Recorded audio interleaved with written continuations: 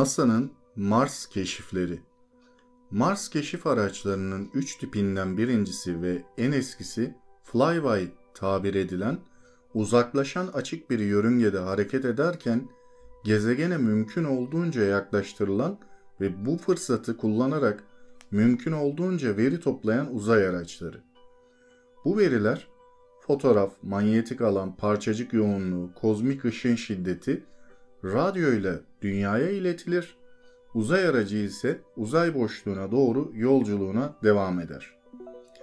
Keşif araçlarının ikinci tipi orbiter denen gezegenin yörüngesine oturtulan araçlar. Bunlar gezegenin çevresinde defalarca dönerek çok daha kapsamlı veri toplar, harita çıkarırlar.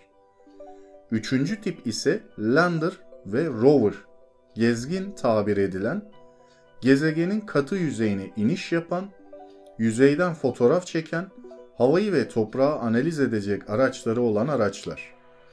Landerlar indikleri yerde kalırken, gezginler motorları sayesinde çevrede dolanabiliyorlar.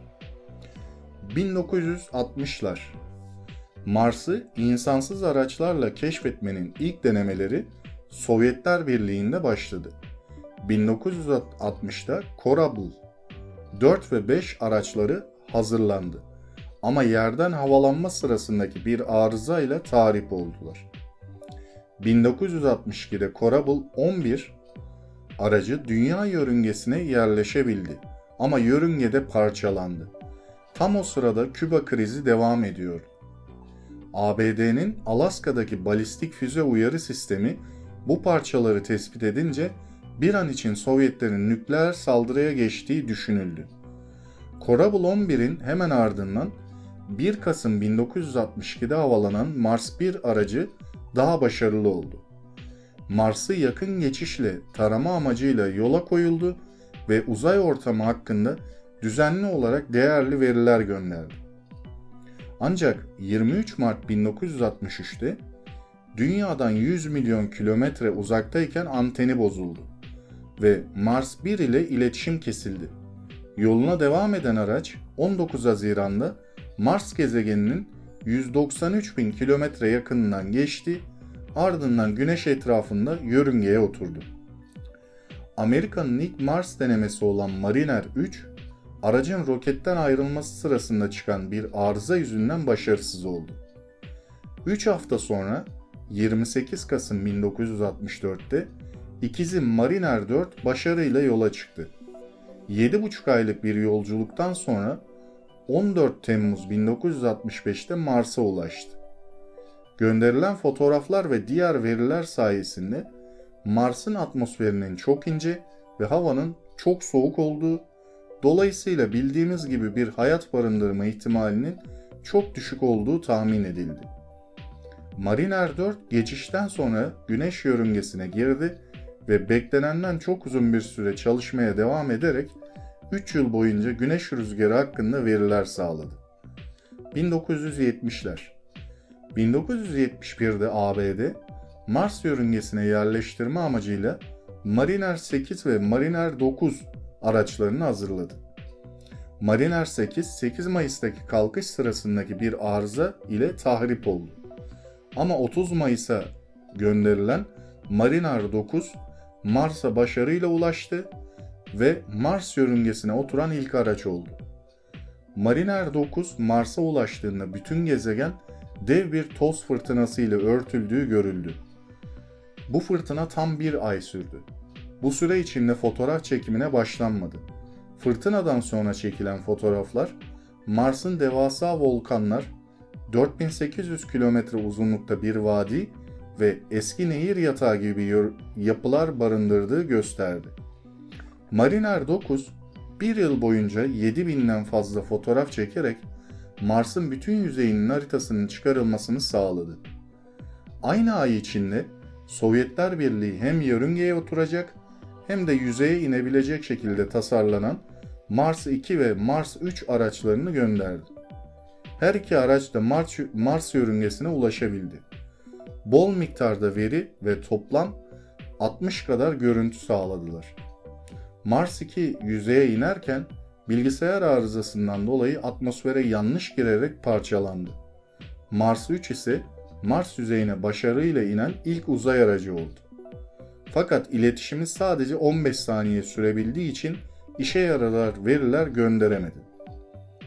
Sovyetler Birliği Mars programını devam ettirdi ve 1973'te 4 araç daha yolladı. Mars 4 ve Mars 5 çifti yörünge araçları olarak, Mars 6 ve Mars 7 çifti ise geçiş, flyby ve iniş aracı olarak tasarlanmışlardı.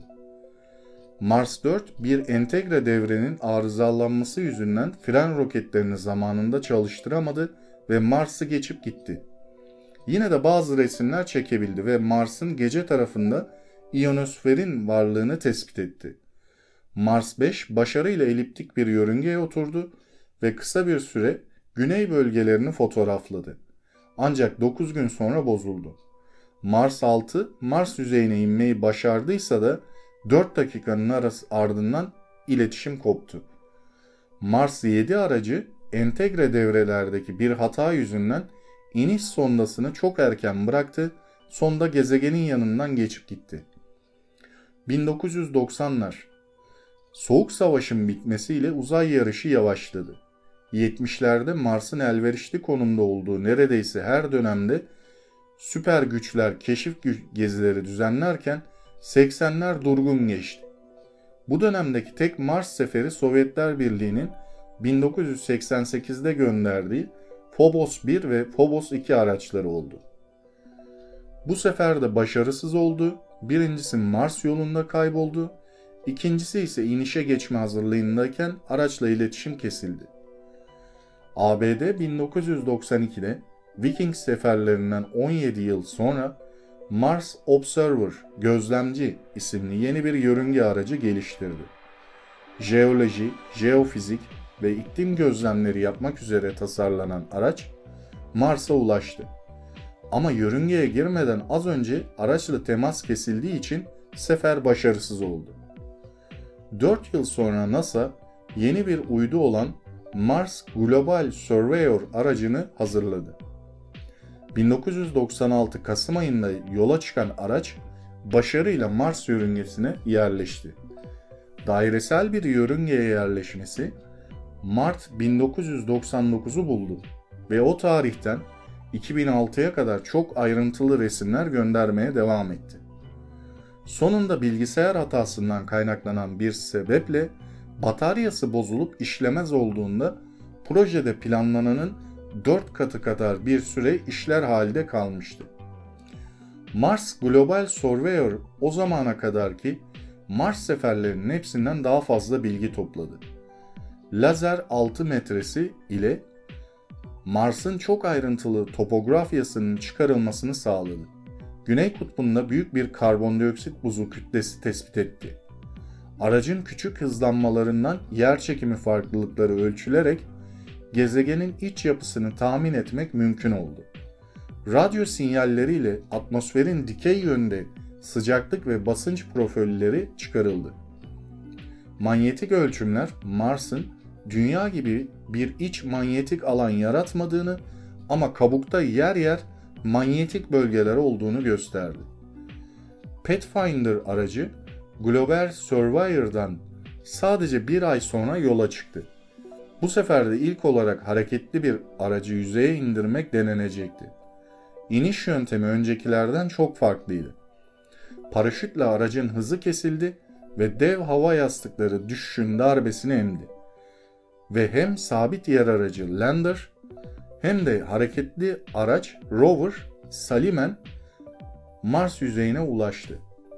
Pathfinder araçları planlanandan çok daha uzun bir süre, yaklaşık 3 ay kadar çalışır durumda kaldılar. Araçların amacı uzun dönemli veri toplamak değil, bir robot sistemini emniyetle Mars'a ulaştırabilmekti. Buna rağmen binlerce fotoğraf, kimyasal analiz verisi, rüzgar ölçümü ve diğer veriler gönderdiler. Bu veriler Mars'ın bir zamanlar sıvı su ve yoğun bir atmosferi bulunan ılık ve nemli bir gezegen olduğuna dair belirtiler taşıyor. 2000'ler. Fakat bu aksaklıklar uzun sürmedi. ve 21. yüzyılın seferlerinin çoğu başarılı oldu. İsmini Arthur C. Clarke'ın romanından alan 2001 Mars Odyssey aracı yörüngeye yerleşti ve halen çalışıyor.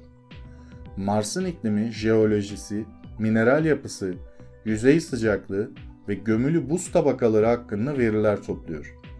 Aynı zamanda gezegenin çeşitli yerlerindeki gezgin araçlarının sinyallerini dünyaya aktaran bir istasyon görevi görüyor. Avrupa, Mars'a ilk seferini 2003'te gönderilen Mars Express ile başlattı. Bu seferde bir uydu aracı ile bir sabit yer aracı Lander beraber gönderildi. İngiliz yapımı yer aracı Beagle, Mars yüzeyinde biyoloji ve jeokimya deneyleri yapmak için tasarlanmıştı. Ancak iniş başarısız oldu ve Beagle ile iletişim kesildi. Ancak Express'in uydu kısmı halen Mars yörüngesinde iklim, yeraltı yapıları, mineraloji hakkında veriler toplamakta. ABD'nin ikiz Mars gezginleri Spirit ve Opportunity 2003'te fırlatıldılar ve 2004 başında 21 gün arayla Mars yüzeyine ulaştılar.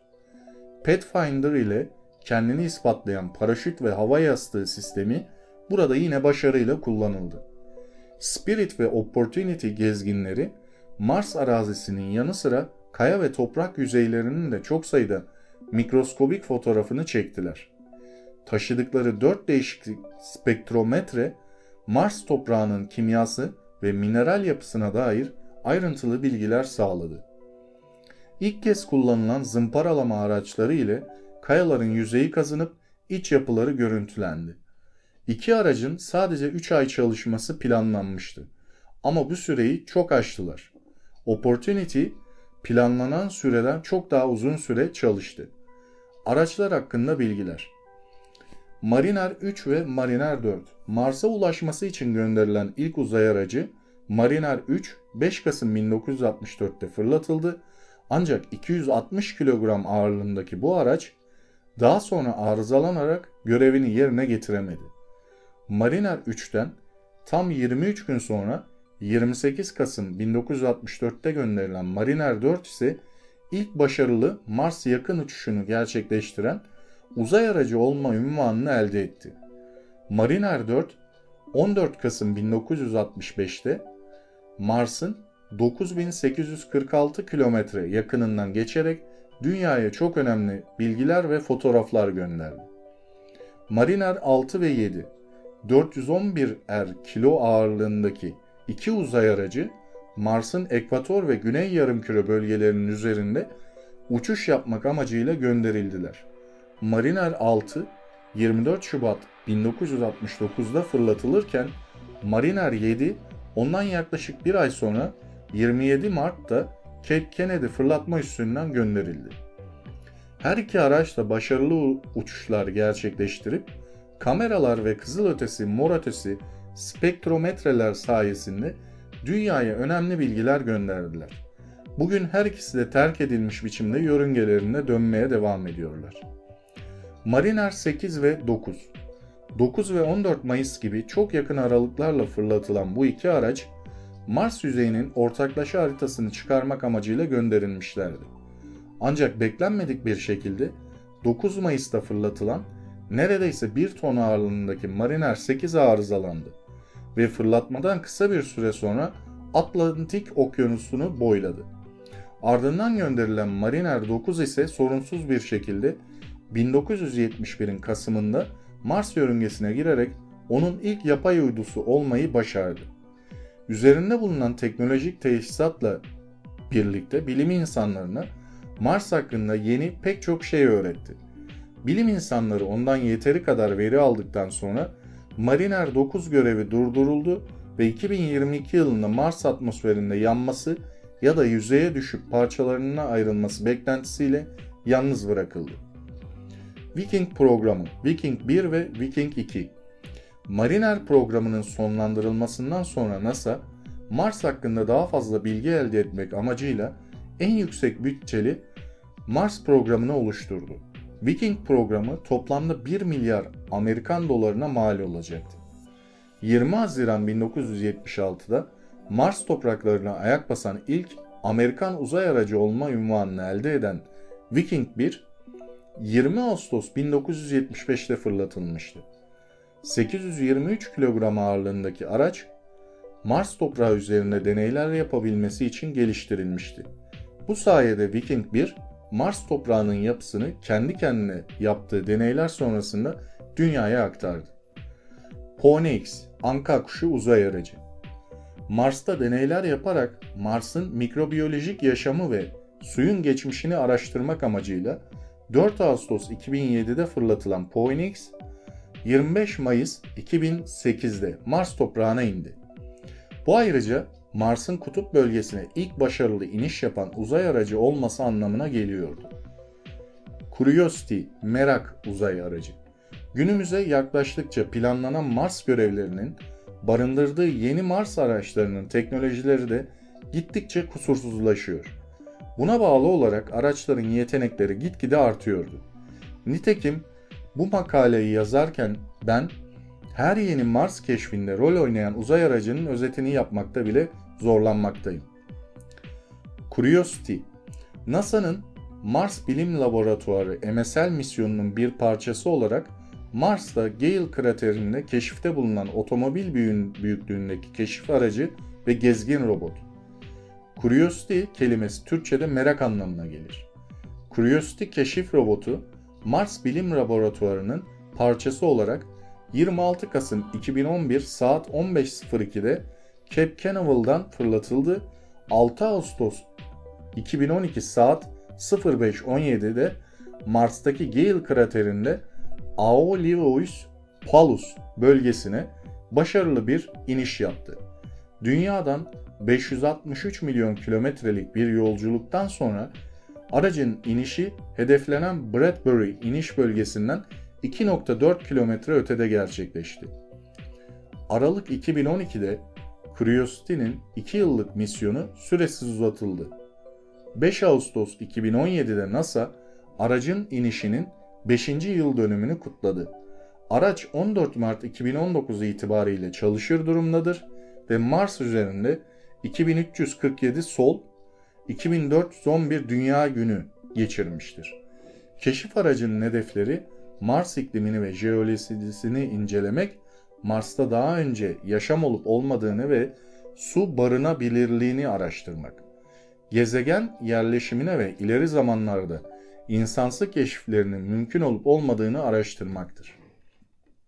InSight, Mars'ın derinliklerini incelemek üzere tasarlanmış bir uzay aracıdır. Lockheed Martin tarafından üretilmiştir ve NASA'ya bağlı JPL tarafından işletilmektedir. Görev 5 Mayıs 2018 tarihinde saat 11.05'te başlatılmıştır.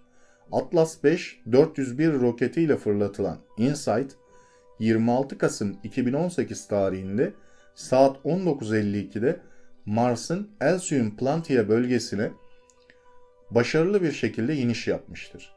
Yolculuk 483 milyon kilometre sürmüştür. İniş yaptığı bölgeye sismograf ve ısı sondası yerleştirilmesi planlanmaktadır. Ayrıca Mars'ın iç yapısı ve rotasyonuyla ilgili çalışmaların tamamlanması için bir dizi radyo bilimi deneyi gerçekleştirilecektir. InSight, gezegendeki sismik aktiviteyi ölçmek ve gezegenin iç yapısının 3 boyutlu modellerini oluşturmak için Mars yüzeyine SEIS adında bir sismograf yerleştirmiştir. Ayrıca Mars'ın jeolojik evrimini incelemek amacıyla HP3 adında bir ısı probunu kullanarak gezegenin iç akışını ölçmesi planlanmaktadır. Yapılan araştırmalar sonucunda Güneş sistemindeki Merkür, Venüs, Dünya ve Mars gibi yer benzeri gezegenlerle ilgili yeni bulgular ortaya çıkabilir. InSight'ın Mart 2016'da fırlatılması planlanmıştı. Ancak fırlatılmadan önce SEIS cihazında oluşan kalıcı vakum arızası sonrasından fırlatılma iptal edildi. InSight, depolama için Denver'daki Lockheed Martin tesisine geri döndü. NASA, InSight'ın fırlatılma tarihini Mart 2016'dan Mayıs 2018'e erteledi. Ertelenme sismografta oluşan sorunun çözülmesine olanak sağladı. Ancak 675 milyon dolar tutarındaki maliyeti 830 milyon dolar tutarına çıkardı. 2008 yılında Mars'a başarılı bir şekilde iniş yapan Phoenix uzay aracındaki teknolojinin yeniden kullanılmasıyla görevdeki riskler ve görevin maliyeti azaldı. Perseverance uzay aracı. Mars'ın keşfinde potansiyel geçmişin yaşam izlerini aramak, Mars'a insanlı yolculuğun yollarını bulmak için yola çıkan NASA'nın Perseverance uzay aracı doğu zaman dilimine göre 15.57'de Mars'a başarılı bir iniş yaptı. 30 Temmuz Perşembe günü Florida'daki Cape Canaveral Hava Kuvvetleri İstasyonu'ndan Mars'a yola çıkan NASA'nın yeni nesil uzay aracı Perseverance, planlanan görevi için bir Mars yılı yaklaşık bir dünya yılı boyunca Mars'tan 500 gram kaya ve toprak örneklerini toplayarak dünyaya getirmesi bekleniyor. Uydu görüntülerinden 3,5 milyar yıl önce eski bir göl olduğu düşünülen Jezero adı verilen bölgeye gönderilen Perseverance, Mars'ta geçmiş mikrobiyal yaşamın potansiyel kanıtı üzerine keşfe başladı. Perseverance'ın karbondioksit açısından zengin atmosferinin unsurlarını gelecekteki astronotlar için oksijen üretmesi üzerine bir deney yapması planlanıyor. Başarılı bir şekilde iniş yapan Perseverance'ın Mars'tan kaydettiği ilk görüntü uzay aracının Twitter hesabından "Merhaba Dünya, sonsuz evime ilk bakışım" mesajıyla paylaşıldı. Evet, NASA'nın Mars keşif araçlarına ait hazırlamış olduğum bir makaleydi bu. Özellikle ilk başlangıç araçları ve en son araca kadar bu makalenin içine dahil etmeye çalıştım. En son gönderilen araç Perseverance Mars'a ulaştı. Yakın bir zamanda, zaten birkaç hafta önce ulaştı. Ve henüz daha bilimsel bir çalışma yapmadığı için çok detayına girmedim Perseverance'ın. Yanında bir adet Ingenuity adında helikopterle beraber yollanırdı bu araç. Bu helikopter de Mars üzerinde ilk defa uçacak bir alet olacak, çalıştırılabilir ve başarılı olursa.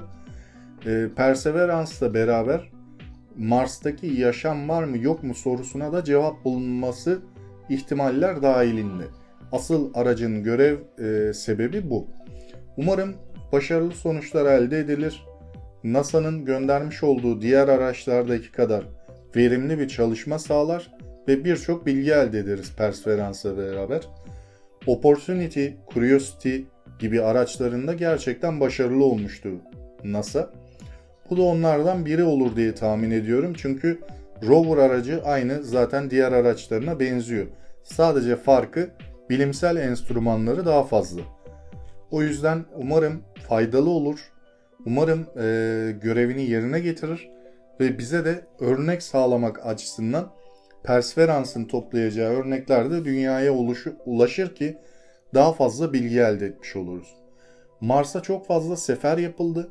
NASA haricinde de burada bahsettim yine makale içerisinde Sovyetler Birliği de yaptı. Ve bu Perseverance aracıyla paralel olarak Çin Uzay Ajansı da Tianwen-1 ve Suudi Arabistan'ın uzay ajansı HOP adlı uzay aracını da yolladı. Bunlar da başarılı bir şekilde ulaştı Mars'a. Bunu da ek bilgi olarak sizlere sunmak istedim. Bir sonraki videoda görüşmek üzere. Hoşça kalın arkadaşlar.